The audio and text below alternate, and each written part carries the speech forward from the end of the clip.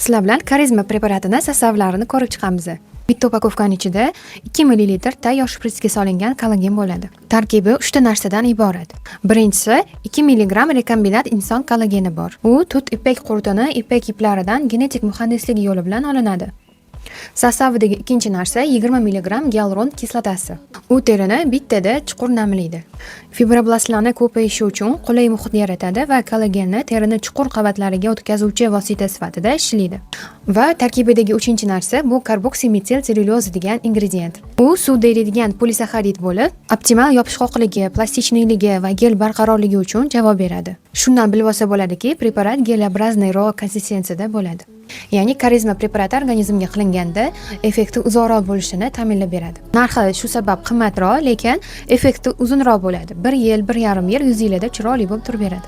Terilar charchagan va so'ligan bo'lsa, quyoshli joylardan qaytganingizda terilarni stressdan tiklamoqchi bo'lsanglar, terilar quruqlikdan aziyat chekayotgan bo'lsa, bemalol kelib karizma preparatini olib ketsanglar bo'ladi. O'zim chiroyli qilib beraman.